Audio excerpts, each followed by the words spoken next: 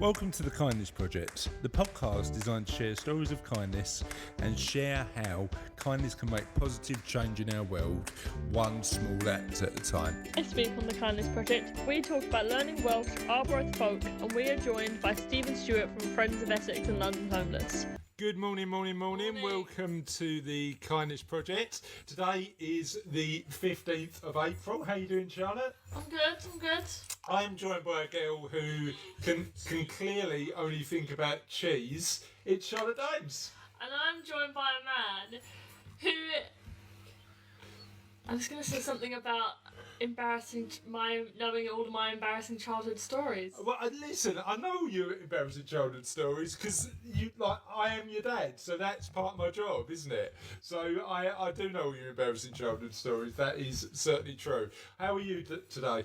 I am good. It's Wednesday. Yeah, and we're also joined by a very special guest today, Steve. Hi, Steve. How are you? Hi, Chris. Good morning. How are we? Very good, thanks. Very good. How's Wednesday for you? If you remembered what day it was. Yeah, it's okay. Wednesdays are a bit strange at the moment for us because that's one of our soup kitchen evenings, and obviously currently at the moment our soup kitchens are suspended for obvious reasons. Yeah. So at the moment we're sort of diversifying in the community to help out elsewhere. Yeah. But it is strange just not being able to do what we normally do on a Wednesday. Charing Cross is Wednesday night, and then Friday night we do the soup kitchen in Grays. So well, I suppose you get into a routine, right? You know, you get into a routine, and a lot of what's happening at the minute has destroyed that routine for a lot of us. Yeah, look, routines. Whether we like it or not, most of us in our lives are into a routine of some description. And yeah. Wednesday nights for 3.5 years have been what we've done. Yeah. And it is very, very weird. There's obviously the guilt of not being able to get there.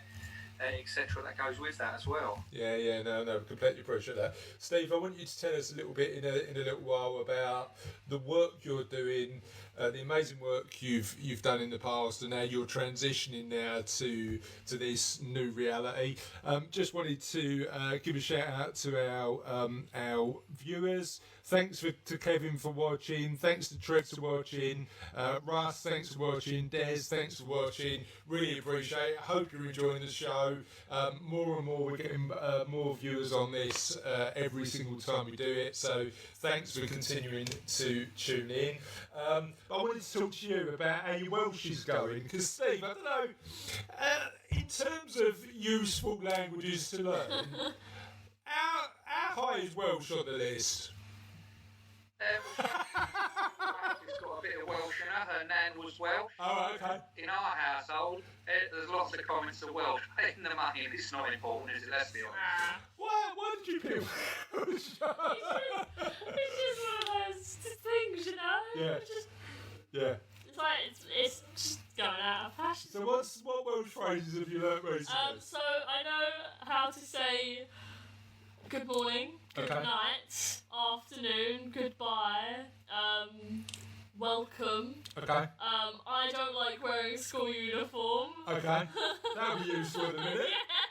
That'll be useful in a minute. Steve, Charlotte was in the year that where the GCSEs got cancelled, so yeah. she's in a position where she's trying to work out what life without school. You said that to me yesterday. What's life without school uniform like now?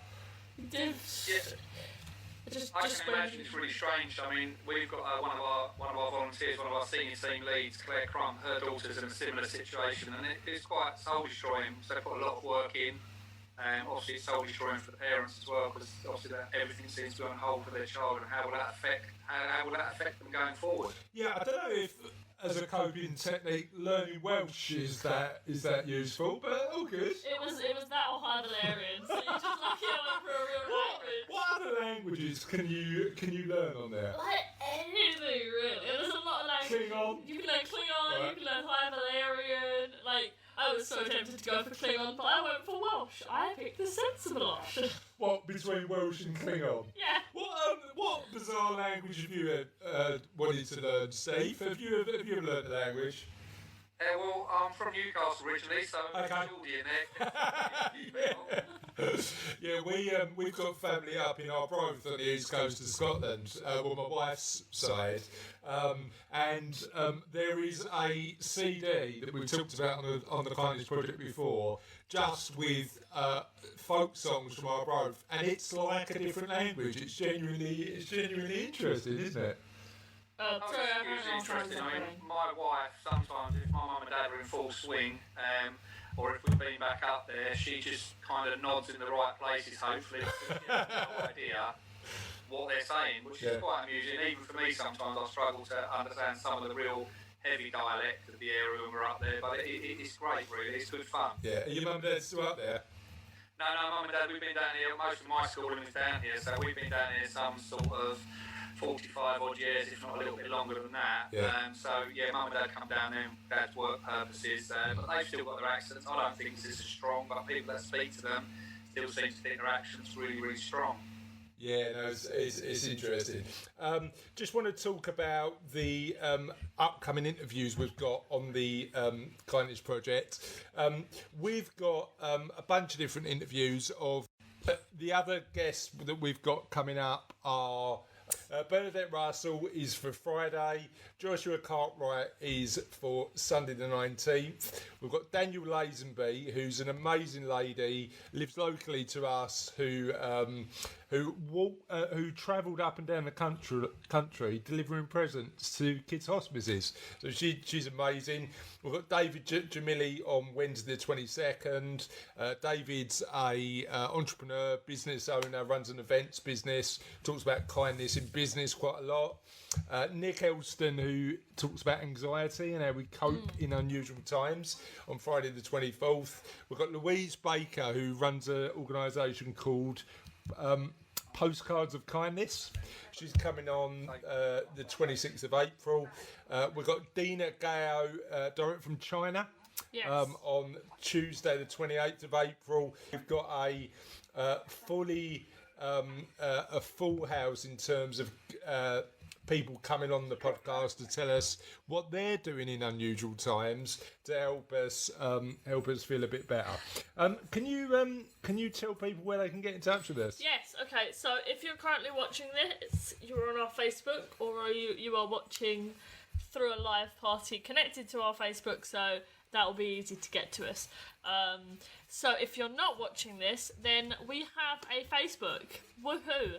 It's The Kindness Project, and if you search it for The Kindness Project podcast in the bar, it should just come up. It should be the first one that comes up. And the same thing with our website, and our email is honor@thekindnessproject.co.uk. That's the dog. I will go and get that in a second. And Right, go and get the dog. Twitter is @HonorKindness. Yeah, So, this is one of the things about broadcasting from home, isn't it? You've got the dog getting involved, you've got all the kids getting involved, and we're just going to let the dog back in. So today's question of the podcast, and we've had loads of comments on this already that we'll be sharing at the end of the show, is what's your favourite movie song? So what's your favourite song that's been in a movie or you associate with a movie the most? Steve, what's your favourite movie song? Sorry, Chris, say that again. That's all right. What's your favourite song from a movie? Oh, goodness me. There's a question, isn't there? I will go with The Eye of the Tiger, Rocky. Oh, classic. it's on Absolute multiple classic. of my playlists. What's your favourite movie song? I don't know. I'm a very big musical person, so I'm inclined to say one from a musical movie. Okay. But What musical movie are you going to pick? I don't know. Yeah. Yeah, I mean, my head always goes to the 80s, and I always think about Top Gun, because the Top Gun album is just, like, for 80s rock, is just amazing, absolutely amazing. But when they make the Hamilton movie, I might be into that in a big way. They're doing that with all the original cast and everything, so it's going to be great. When's that coming out? I don't know. They're supposed to start filming it this year. Good timing. Good timing. But yeah, so if you can let us know what your answer is for your favourite song linked to a movie, that'd be brilliant. Please comment on live, and we can go from there. And thanks again to Mr. Dave Forsdyke, who every day consistently gives us his silver lining. So he's doing something on his social media where he's sharing every day stuff that helps him think more positively about the current situation, because it is a bit rubbish, but we've got to put in the right context, haven't we? So there's a lot of stuff, good stuff going on. So Dave sent us in. There's a lot of advice available on how to stay positive during the lockdown, and Dave shared with us a link from Manchester University that helps us do that. Lots of kids are taking this opportunity to learn something new. One new skill that can be very entertaining for the rest of the family is magic. How do you make the kids disappear when you're trying to work? How do you do that? You give them a bit of technology and tell them to run away upstairs. True.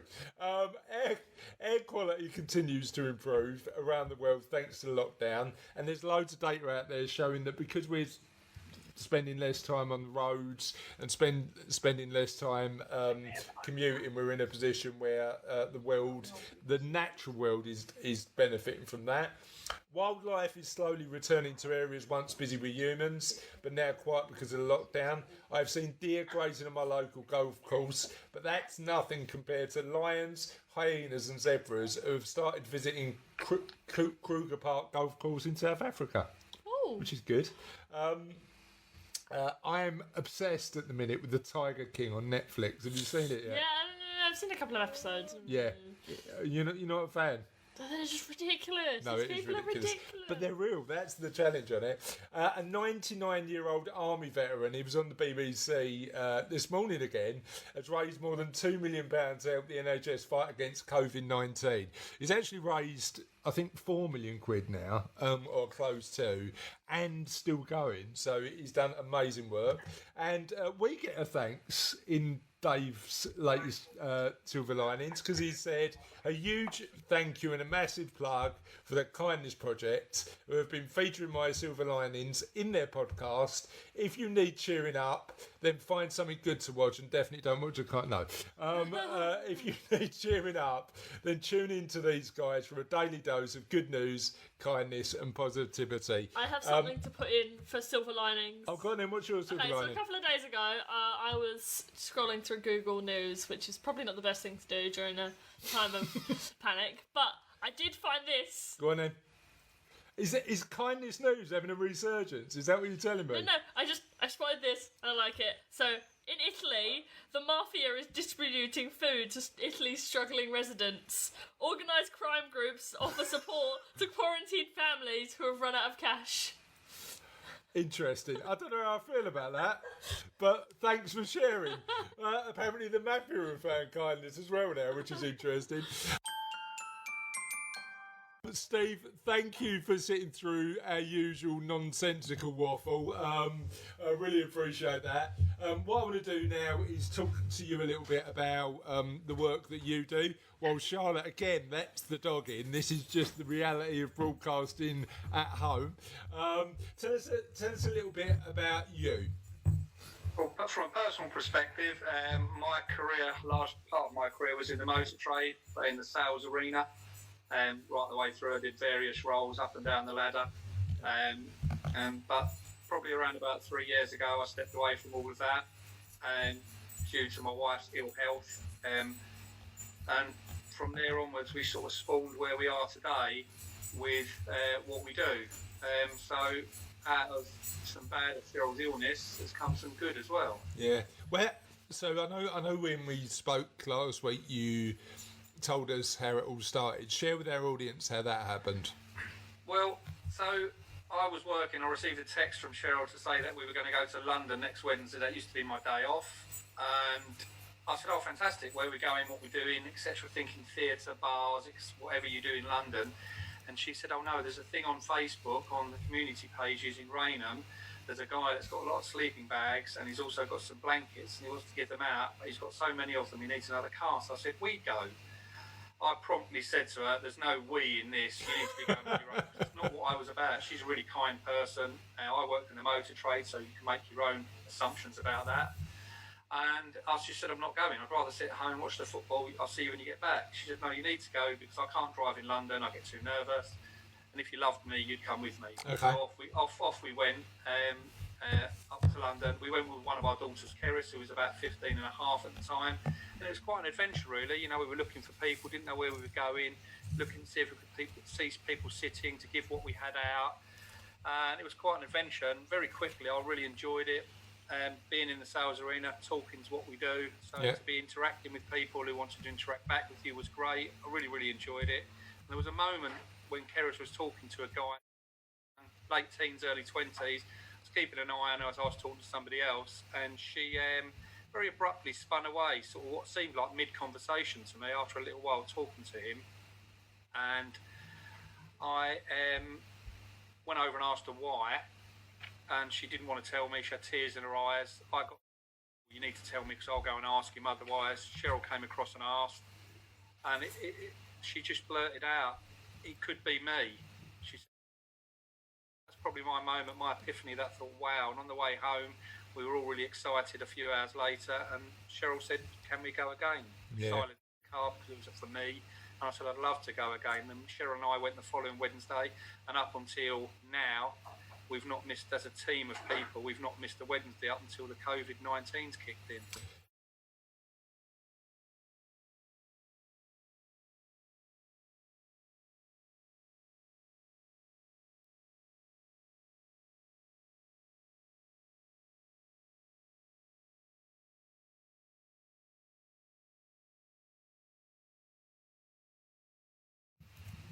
Yeah, look, without a shadow of a doubt, everyone we speak to is someone's son, someone's dad, etc. You know, the list is endless.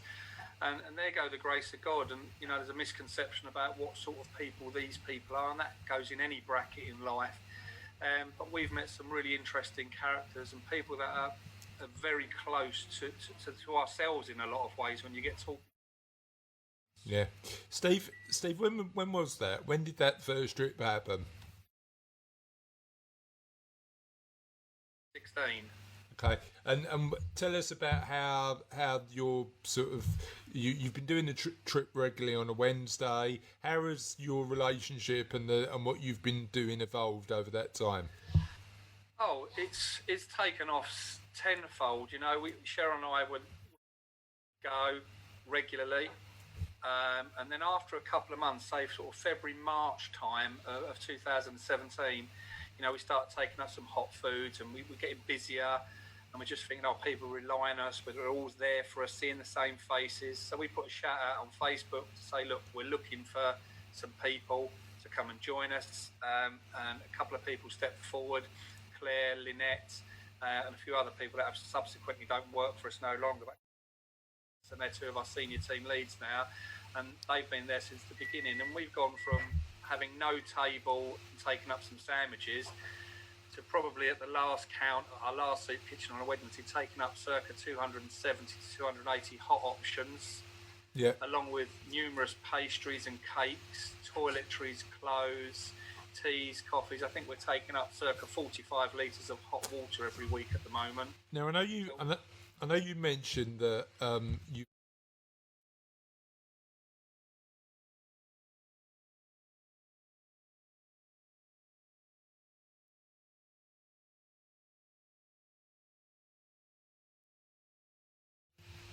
Yeah, look, I think a high percentage of what we see around our table every Wednesday, I'd say a high proportion of that is people, and they might not be there every week, but it's a steady flow of the same people we see. Yeah. Obviously, we're seeing different people as time goes on. The word gets out, not just only to our organisations, to others, that they're going to be there at this time, and this is what they're going to have on offer. You know, we've even had people come out and say, look, I've been told to come and see you, I've been released from prison. I spoke to somebody in prison that knows about your service, and they said, look, if you need some help, these are the people to go and see. Okay. And talk to me about what a typical week. Yeah, so on a Wednesday and a Friday are predominantly what we do. There are soup kitchen evenings. Obviously, in between all that, there's a lot of fetching and carrying. We have a couple of drop-off points in Havering and in Thurrock where you can drop items to, like the clothing stuff in Hornchurch, in Rainham area and the Thurrock areas. And we also have collections from Greggs. We have 4 Greggs on board. South Ockenden, Grays, Elm Park and Hornchurch, where they give us all the leftovers. We also have Lakeside at Lakeside Marks and Spencers, who also give us their leftovers now on a Tuesday and on a Tuesday and a Thursday. So we have to collate all that together, and we wrap all them in separate bags as well. Okay. As a clear bag, so nobody's going to be touching anybody else's food when they're deciding what pastry or cake they want. So a hell of a lot of work goes behind it, and also make the right amount of clothing, or as much as we can take, toiletries. We look after the dogs where possible as well. People have got dogs, we try and take dog food up. So we try and look after people's basic needs to what you and I would need every morning we get out of bed, really, and anything over and above, and obviously an ear or a shoulder where needed. Right. Yeah, look, not just them organisations. Most people are on that in some way, shape or form. But we've been with Greggs now coming up, blimey, must be knocking on 2 years. And Greggs have been phenomenal. Marks and Spencers has only been in the last few months. And again, what they've given us as well has been fantastic. It's just so usable. And it's just so nice to be able to have them people wanting to link into people like us, especially our charity, because we're so small. Yeah. We're non-funded, non-profit, so anything that comes our way like that we can facilitate and organise and logistically work with, we're always looking to take on. Yeah. So we've got one of our volunteers, Anthony, who generally looks after our food, is currently doing all our frontline work for us, using the vans where needed to go and collect items that we've been given. One quick story, we had a ship docked in Tilbury Port, a Saga ship, so about 1,500 customers would normally be on that, and they had vegetables left over, which they kindly donated 3 vanfuls to us, and worked out a plan where we could distribute that throughout the communities. And you know, we have people that constantly help. We have another group of people in Grays that are helping as well, another organisation that are helping with Anthony at the front line. I'm doing a lot of logistical work at the back seat due to the coronavirus. And we're going wherever, you know, care homes, we're going to disability places where people are looking after children and adults with disability places. We're going to NHS, we're going to key worker areas like fire brigades and stuff, and dropping off what we can where we can. Yeah. I think in terms of communities, it's important. Communities just really need to work together. We've had to diversify in what we do. Are we comfortable with what we're doing at the moment? No, because it's not what we do. We want to get back to what we do because that's normality. But do we feel there's a need for us as a charity to help out and plug holes elsewhere? Most definitely. Yeah.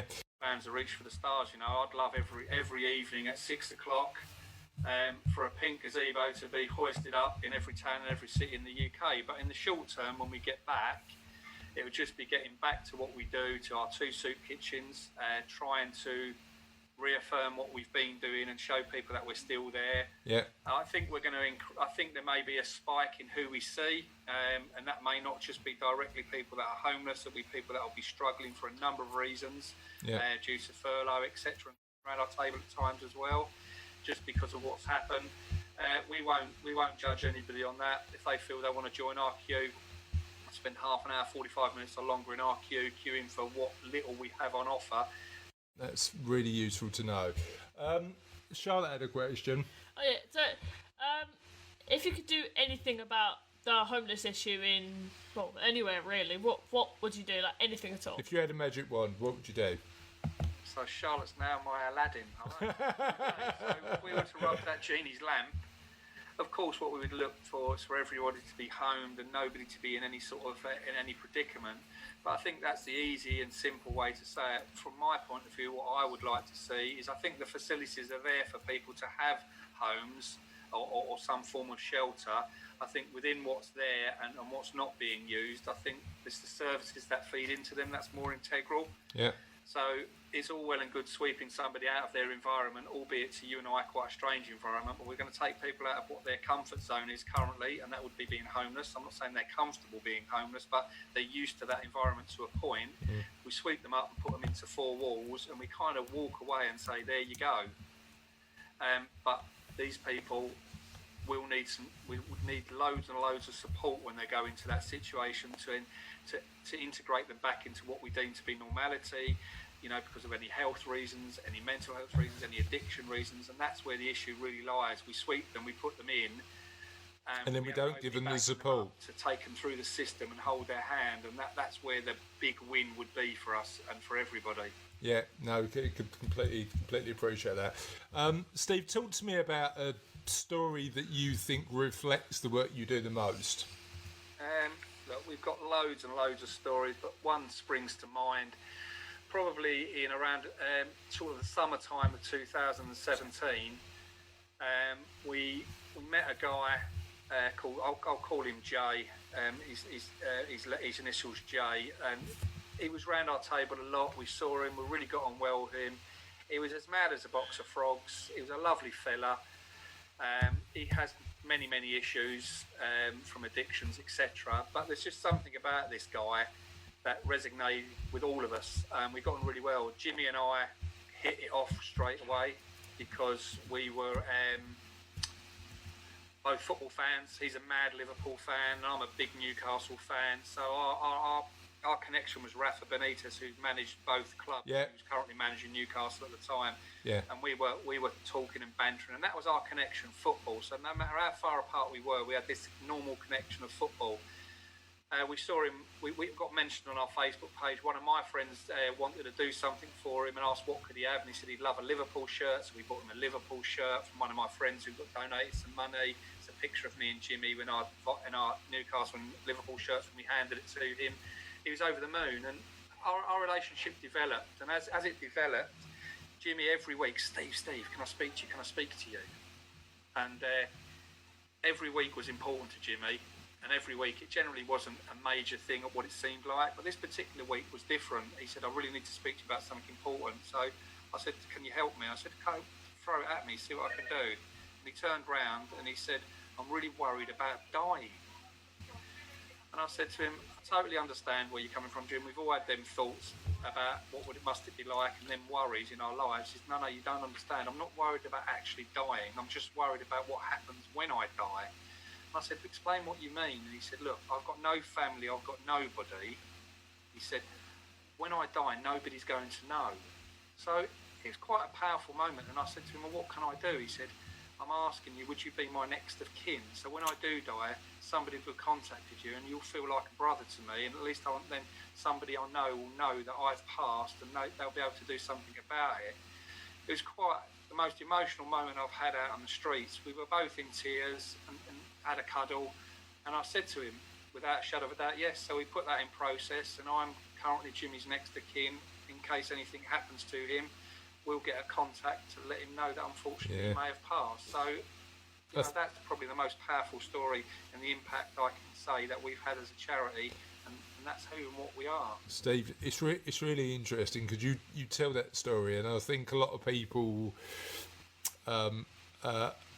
in this current situation are realising how important their families are and people who are connected to them, and what we sometimes neglect to realise is there's people out there who just haven't got that and need that sort of support.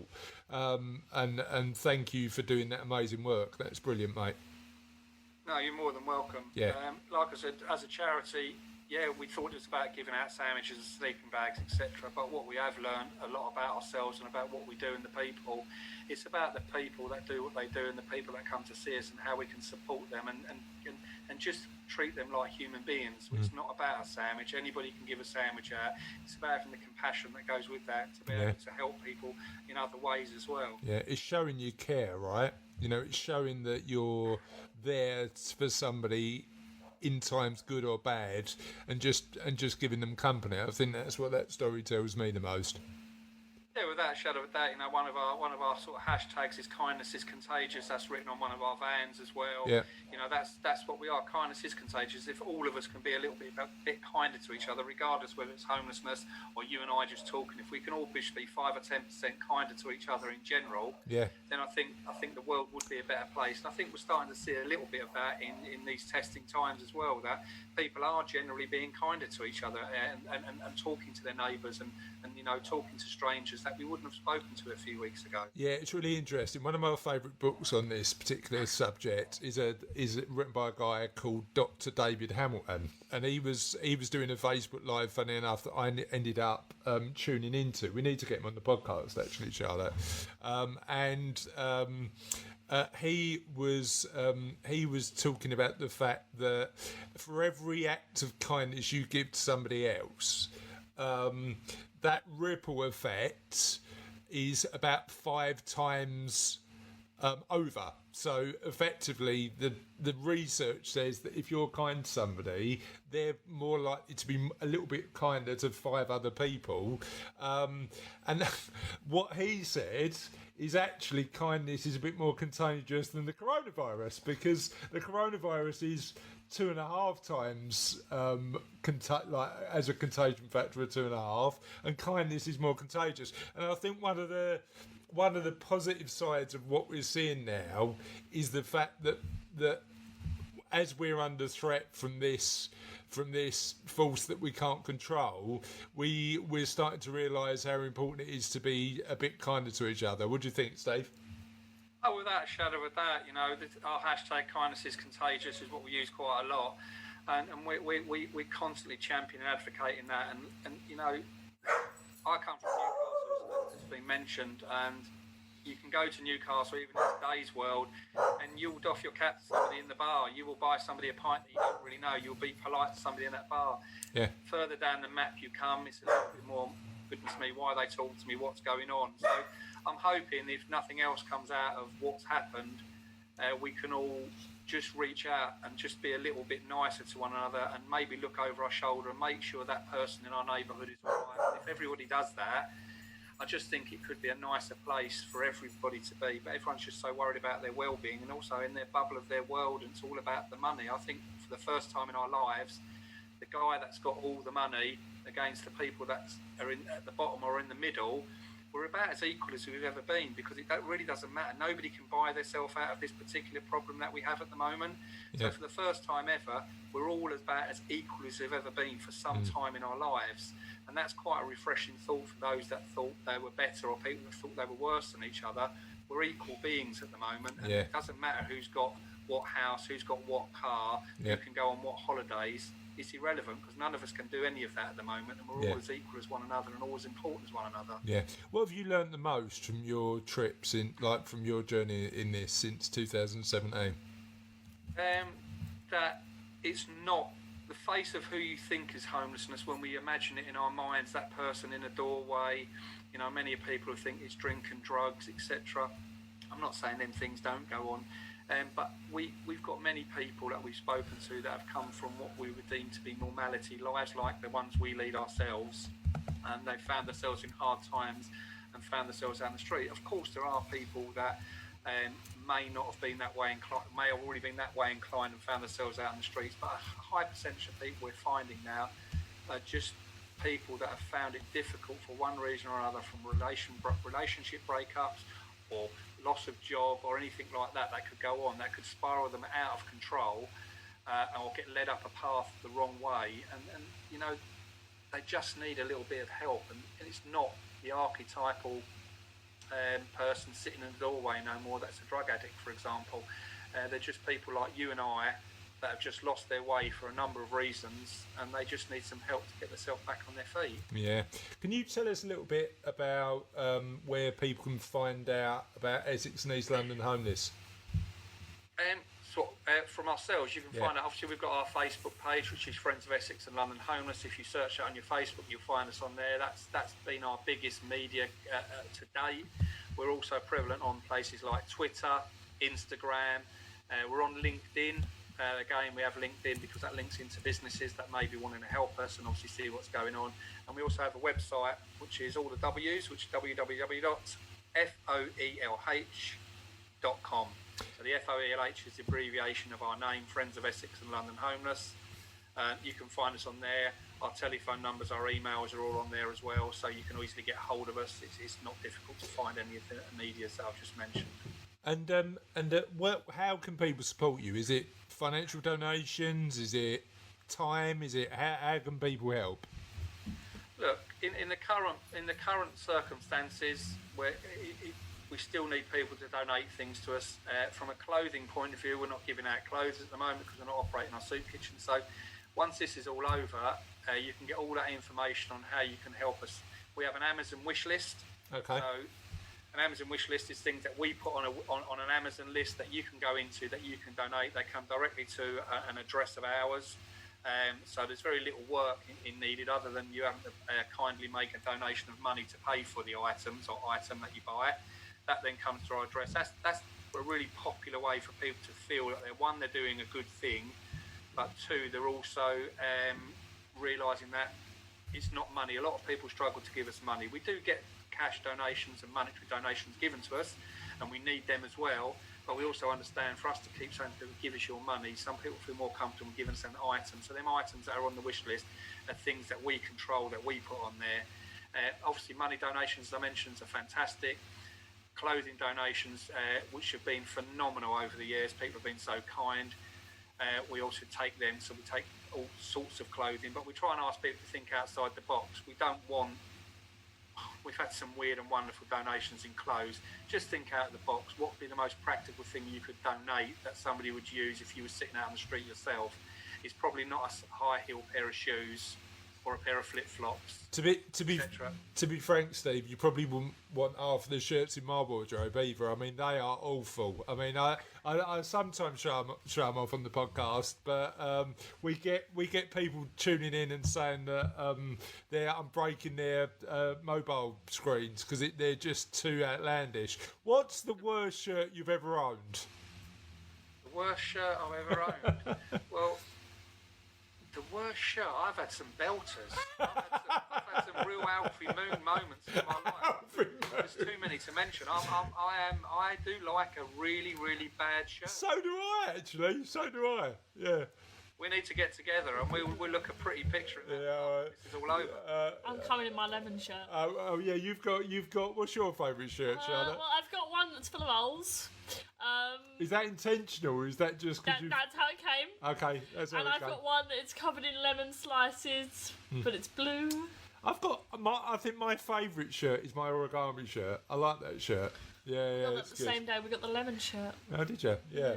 So I because I hate shopping so much. Normally the shirts come via you and Mum, don't they? So I don't get to see them.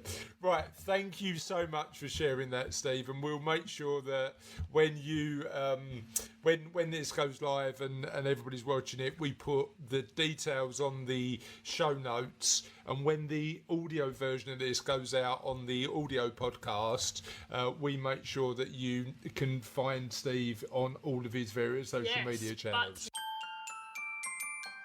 Now it is the end. It is the end, but the end is never really the end, is it? Because the end is the beginning of something. Because we like to tell our audience about their answers to the question of the podcast. Yes. So Steve, stay on and let's see what you think of these actual answers. So Louise McNamee said her favourite song from a movie is "Gimme Shelter" by the Rolling Stones. Oh. That's quite a good choice. What movie was that? Very apt. Yeah, absolutely. Yeah, it's and then "Never Enough" from The Greatest Showman, and "He Lives in You" from The Lion King. You did say 3 songs right. Hashtag I can't pick one. Trev Robinson said. How do you pronounce that? Adagio for strings. Caroline Thompson said "Streets of Philadelphia" by Bruce Springsteen from the film Philadelphia. Have you ever seen that? No. Tom Hanks. It's about a guy who gets AIDS. So you've just watched Rent, haven't you? Did you like Rent? It was beautiful. Steve Dan, Always Look on the Bright Side of Life by Monty Python. I think that might be my favourite end to a movie ever. I love Always Look on the Bright Side of Life. What are we thinking about the choices so far, Steve? I think a couple of them are really apt on the conversations that we've had today. Yeah, agreed. and you can't go wrong with a bit of Life of Brian. No, absolutely Yeah, right. I love that movie. Eve Keith said so many for so many different reasons. Prior to lockdown, one of my favourite songs for the tune was Lose Yourself from 8 Mile. Love Perfect Day from Train Spotting, or 18 with a Bullet from Lock, Stock and Two Smoking Barrels. That has got an amazing soundtrack, Lock, Stock and Two Smoking Barrels. Mike Christie said, too many to choose from. Danger Zone from Top Gun. Now, if you want, because I know you're quite into your 70s rock at the minute, Charlotte, Yes. aren't you? If you want an 80s rock album that typifies what 80s rock meant, bit cheesy but also quite good, the Top Gun album is definitely worth a watch. Burning Heart and Hearts on Fire from Rocky, and the new Star Trek theme. I could go on. Yeah, most people could. Sean Atson said, on days like these from The Italian Job. Nick Ramsden said, Brian Adams, Everything I Do. You don't remember that, do you? That was number one for about, I don't know, it seems like half my life. It was number one for a long time. But he was only kidding on that. He's picked Eye of the Tiger by Rocky. Sarah Robinson said, I've had the time of my life, Dirty Dancing. Johnny Piper said Pulp Fiction, Mizzaloo by Dick Dale and his Deltones. And then Mike remembered that he also liked Stuck in the Middle with You by Steelers Wheel. Mark Newman said the whole Top Gun soundtrack. Top Gun's getting a bit of a showing. Alison Hagen said Iris by the Google Dolls, My Immortal by Evanescence, and Born Slippy by Underworld. Anything that's not floating your boat on that list, Steve? There's a couple I've never heard of, but the diversity of who's listening is fantastic. I think you're reaching so many good people who've got an array of backgrounds, which is amazing. Well, you know, for us as a charity. You know what I like? Number one, this is always a bit of an education because I can now pop on Spotify and go, I've never heard of that before. I'm gonna give that a listen. But it also asking people about music gives a massive insight into their taste, doesn't it? I think. Oh, hugely. It tells you what their personalities are, and the fact that there's so many. I'm sure one or two of them that will play after we get off of here will actually know the tune, but didn't actually know the song or who wrote it. What's your taste in music normally? Generally, whatever the wife's listening to. But we have an array, so we like a bit of 80s. We do like a bit of 80s. Yeah. We do like to rock out a bit of that. Obviously, a little bit of house music on the background and that. You know, and we don't mind a little bit of modern day stuff. The wife's madly into Drake and stuff like that, so it's all good stuff. Oh yeah. No, we've got a really strange taste in music in our house. It goes all over the show. Hazel Gray said, I don't want to miss a thing by Aerosmith, another massive 80s rock tune. And Benjamin Fox is a bit of an outlier because he's gone for the Kevin and Perry Go Large soundtrack. You don't know what that is, do you? Legends. So that is truly the end of the show, but we normally end on a little joke told by Charlotte. Steve, be prepared to be massively underwhelmed. Go on. Look forward to it. What do you get when you cross a fish and an elephant? Don't know. Charlotte. What do you get when you cross a fish with an elephant? Swimming trunks. Oh, Wow. The Christmas crackers are out there. oh, big time. It never stops in this house, Steve. And on that note, have a lovely day. Bye. Bye.